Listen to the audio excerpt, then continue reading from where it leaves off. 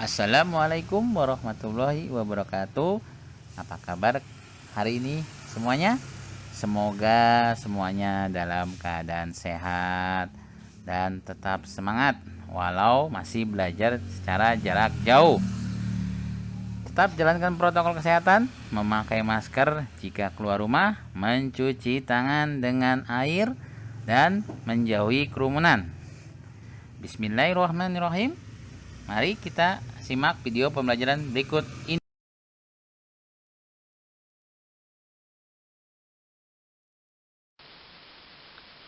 Hari ini kita akan mempelajari tema 7, peristiwa dalam kehidupan, sub tema 1, peristiwa kebangsaan masa penjajahan, pembelajaran ketiga. Hari ini juga kalian akan mempelajari sistem tanam paksa yang diterapkan oleh kolonial bangsa Belanda di Indonesia, kemudian keberagaman sosial budaya di Indonesia. Silakan kalian simak dengan baik.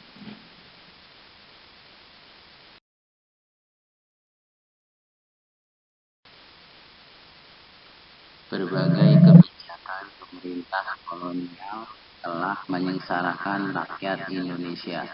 Salah satunya sistem tanam paksa yang dilaksanakan pemerintah kolonial Belanda.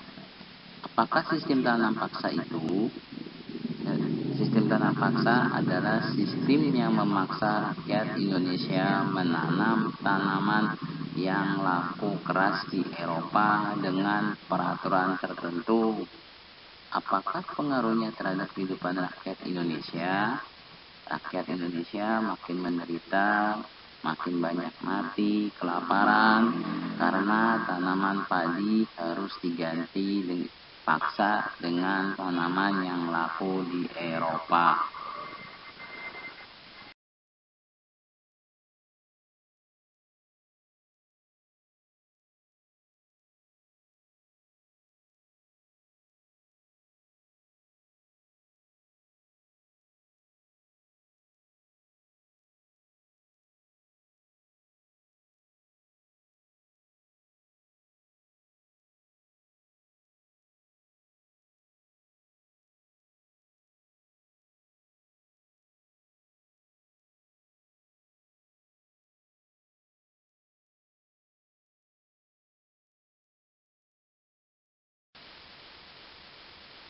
Sistem tanam paksa pemerintah kolonial Belanda. Pada masa kepemimpinan Johannes van der Bos, Belanda memperkenalkan sistem tanam paksa. Sistem tanam paksa pertama kali diperkenalkan di Jawa dan dikembangkan di daerah-daerah lain di luar Jawa. Di Sumatera Barat, sistem tanam paksa dimulai sejak tahun 1847. Saat itu, penduduk yang telah lama menanam kopi secara bebas dipaksa menanam kopi untuk diserahkan kepada pemerintahan kolonial. Sistem yang sama juga dilaksanakan di tempat lain seperti Minahasa, Lampung, dan Palembang. Kopi merupakan tanaman utama di Sumatera Barat dan Minahasa. Adapun lada merupakan tanaman utama di Lampung dan Palembang. Di Minahasa, kebijakan yang sama kemudian juga berlaku pada tanaman kelapa. Pelaksanaan tanam paksa banyak terjadi penyimpangan, diantaranya sebagai berikut. Jatah tanah untuk tanaman ekspor melebihi 1/5 tanah garapan apabila jika tanahnya subur. Rakyat lebih banyak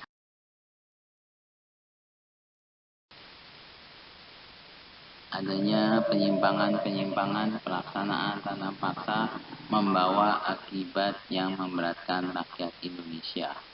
Akibat penyimpangan pelaksanaan tanam paksa tersebut antara lain: yang pertama, banyak tanah terbengkalai sehingga panen gagal. Kedua, rakyat makin menderita. Yang ketiga, wabah penyakit merajalela. Yang keempat, bahaya kelaparan melanda Cirebon dan memaksa rakyat mengungsi ke daerah lain untuk menyelamatkan diri. Kelaparan hebat juga terjadi di Grobogan yang mengakibatkan banyak kematian, sehingga jumlah penduduk menurun tajam. Tanam paksa yang diterapkan Belanda di Indonesia ternyata mengakibatkan aksi penentangan. Berkat adanya kecaman dari berbagai pihak, akhirnya pemerintah Belanda menghapus tanam paksa secara bertahap. Salah satu tokoh Belanda yang menentang sistem tanam paksa adalah Douwes Dekker dengan nama samaran Multatuli.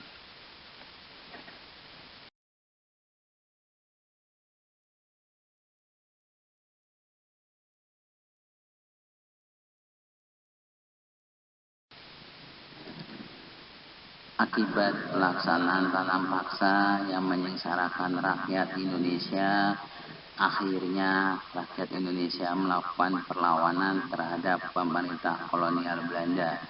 Bisa kalian lihat di sebelah kanan itu merupakan para pahlawan yang memimpin perlawanan terhadap pemerintah kolonial Belanda.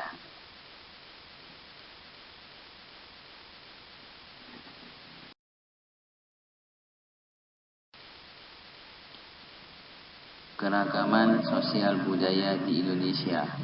Budaya merupakan segala sesuatu yang dihasilkan oleh akal budi manusia. Adapun wujud budaya yaitu yang pertama gagasan atau ide, misalnya kepercayaan. Yang kedua tindakan, misalnya upacara adat dan seni pertunjukan. Dan yang ketiga adalah benda, misalnya pakaian adat dan senjata tradisional. Selain sebagai identitas, kebudayaan juga sebagai kepribadian suatu bangsa. Negara kita mengembangkan kebudayaan daerah dalam rangka memperkaya kebudayaan nasional. Hubungan antara keduanya sangat erat karena kebudayaan nasional bersumber dari kebudayaan daerah. Kebudayaan nasional lahir sebagai hasil usaha akal budi atau pikiran seluruh bangsa Indonesia yang terdiri atas beragam ras, agama, dan suku.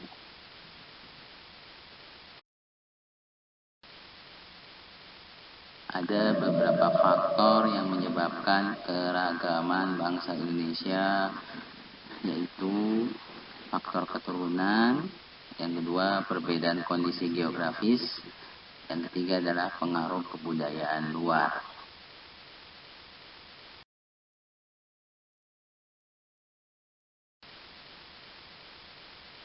Untuk pertemuan hari ini Bapak cukupkan sekian. Apabila ada yang masih kurang paham tentang materi hari ini, silakan bertanya dan Bapak tutup. Wabillahi taufiq wal hidayah. Wassalamualaikum warahmatullahi wabarakatuh. Terima kasih. Sampai jumpa kembali esok pagi.